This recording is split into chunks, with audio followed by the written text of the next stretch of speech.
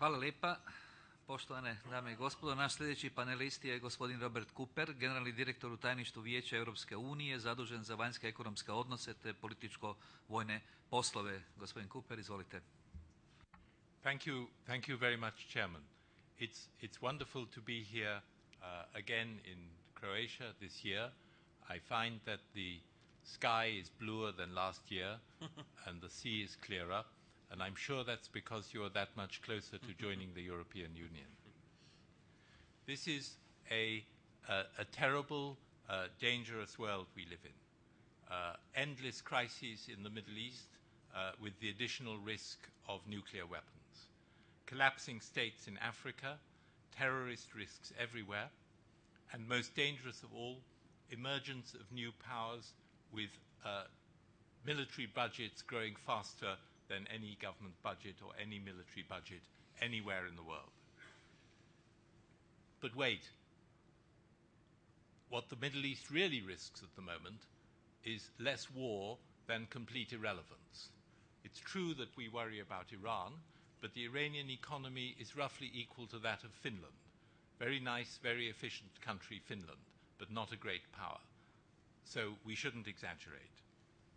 It's true that there are risks in Africa, but the real risk for Africa is that it's going to become a mineral-producing subsidiary of Asia.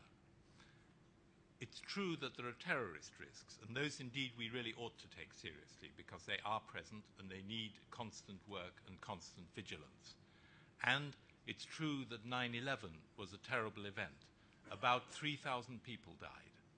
But if you think of the other 9/11, that is 9/11-1709, the Battle of Malplaquet, 40,000 people died in 2 days, mostly killed in a wood on the Franco-Belgian border, mostly killed with swords, as it happens. 40,000.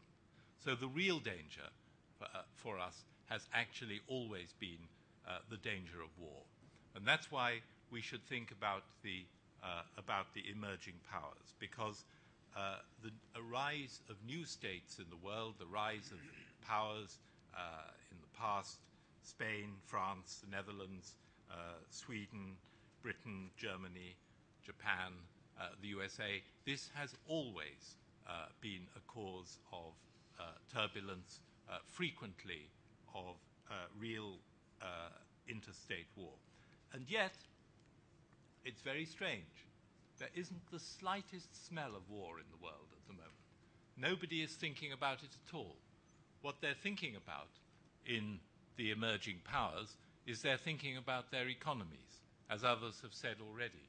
Carl Bildt pointed to the contribution this year that Asia makes. If you look back over the last 10 years, the contribution to global growth from China has been approximately 1/3 of all of growth.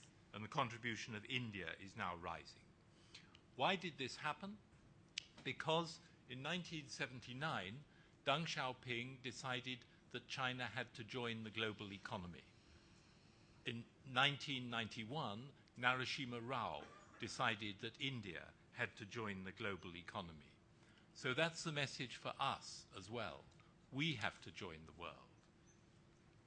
We I think first of Europe. We are the Italian city-states. We are one of the peaks of world civilization.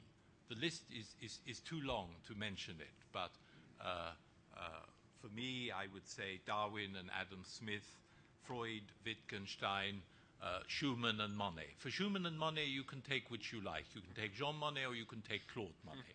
You can take either of the Robert Schumanns. Chopin's anniversary this year, endless. The contribution of Europe to the world is absolutely fantastic and stunning and has never been equaled.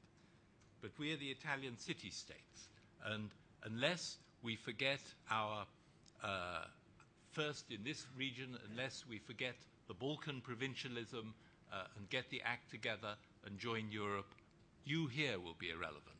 And unless we in Europe forget the European provincialism and get our act together, we will be irrelevant. We will follow the path of the Italian city-states and get run over by history. And yet you know, actually, what we've done in Europe so far, by our historical standards, is a miracle. The only thing we have to do is we have to keep it going and carry it through to the end. So really that's my message.